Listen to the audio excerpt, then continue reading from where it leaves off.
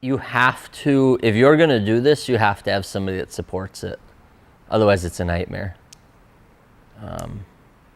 It's all in. There's no doubt that you have to find somebody that enjoys this workaholic lifestyle. Ultimately, you decide if you're gonna live or not. Am I just gonna get through life, or am I gonna live? Because it's a fucking choice. I mean, you literally decide that. And some people decide it when they're 70, and it's too late.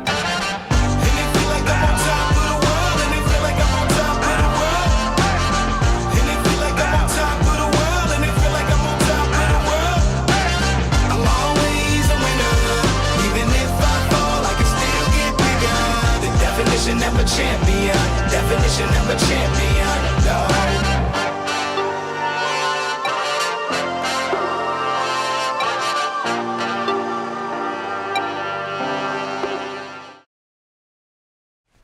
So what I have adopted is that every Monday and Tuesday I dedicate to my family.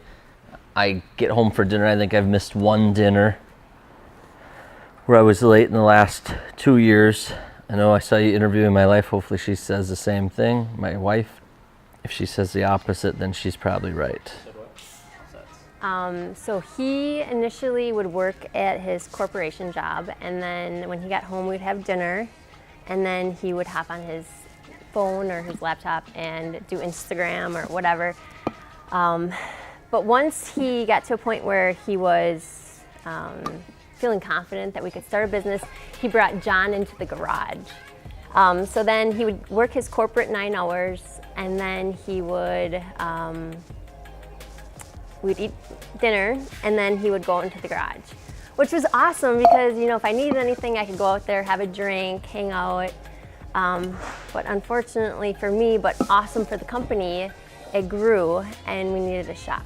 So the day that we moved from the garage to the shop was actually a sad day for me because I used to be able to open the door and be like, hey honey, you know, dinner's ready, or can we come and talk? And now he's 20 minutes away. So.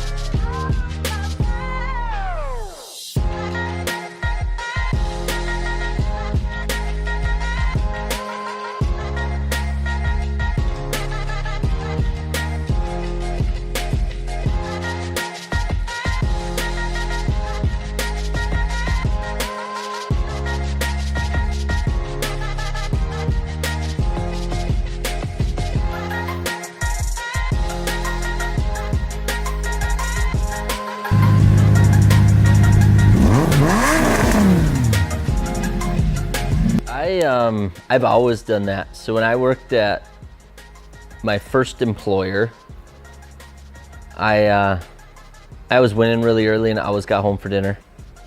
And then my next employer, and I always bragged about working the least amount of hours out of everybody because I just stayed focused, get my work done, and then get out. I never linger and try to rack up overtime or try to prove I have the most hours. I always try to prove the shortest hours. Because if you can get the most done in the least amount of hours, I think that's winning over trying to prove how much overtime you can work. And then I did the same thing in the hospital. I was always home by 5:30, 6 o'clock. Then I would go to work on this. So there was a year and a half there where I worked all the time, no matter what.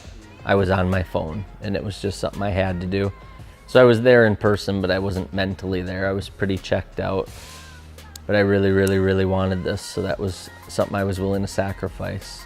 I was super bummed, excited for custom offsets, but super bummed because I was kind of losing that closeness where I could just open the door. And at that point, I was picking, packing, and shipping for custom offsets.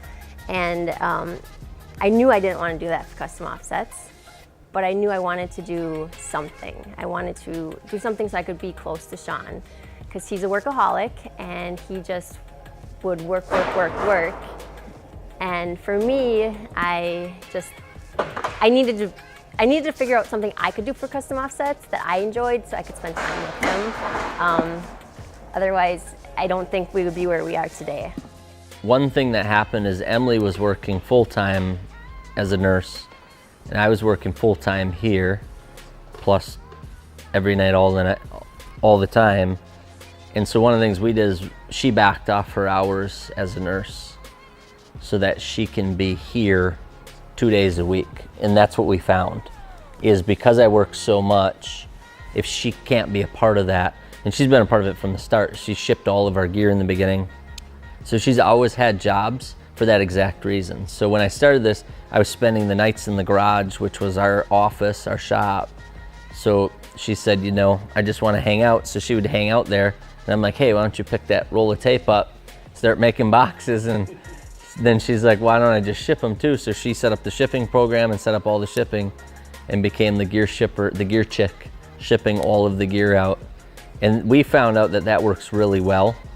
So as long as I'm not the boss of her, she has to be able to do whatever she wants. So we always have her do stuff that I have no control over, no connection to, because I don't ever want her working for me. I want her working beside me and with me, or me behind following her. She does all of her event planning and she tells me what to do when I get there. Yeah, I never work full-time on a weekend. So primarily what we do is, when we have my son, which is every other weekend, we always try to have plans. We either try to go up to our cabin or have a friend of his over or plan something fun to do. We'll go see her parents or my parents, you know, try to hang out with family. When we don't have my son, we have plans, like one of our parents or something like that, or when we have nothing going on and we just get to stay home, we usually try to go to a car or truck show, because it's a fun thing to go for, not to work, just to go hang out. 2 years ago, we went to a show every weekend and we had a booth like every other weekend and totally burned ourselves out, but it was what we had to do to get where we wanted to be. Now we go and deliberately will not do work at it, but we go and just try to hang out and shake hands and meet people and understand the industry. So when I'm there, I'm trying to understand who everybody is and watching what they're doing, and you know, why are people getting together by the hundreds in parking lots, and you know, looking at the different types of builds.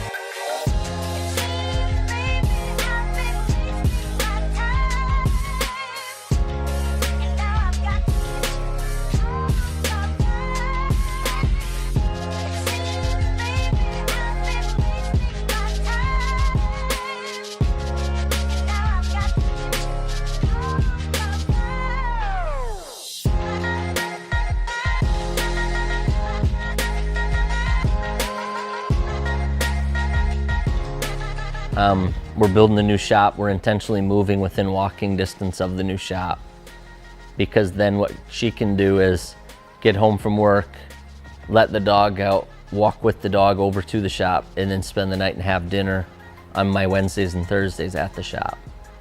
On the Mondays and Tuesdays, I can quickly get home easy. It's a 4-minute drive by 6 o'clock. So I can be there for dinner and hanging out with my son and playing video games and doing the stuff that he likes to do. So you have to, if you're gonna do this, you have to have somebody that supports it. Otherwise it's a nightmare. It's all in. Now it's been 4 years, and you just have to kind of just get used to it, you know. I come here 2 days a week now, and I see him here, and we talk, but it's not like I sit at his desk and it's a dating session, you know? So I feel like I'm still involved in his life and I can talk to him anytime, but I'm not right next to him. And you have to give them, you know, if they want to spend their first 6 months staying up at night and not, you know, not getting sleep and maybe waking up cranky, you have to be prepared. Are you willing to stay with someone for 6 months to see them go through this transition to become a company, or do you feel like you don't want to wait and see what could happen? You know, it depends on where your relationship and where your heart is. At the time we were married, I knew I was not going anywhere. I was there for him. But if you are someone that needs to be right next to your husband at all times, your boyfriend, it may not be for you.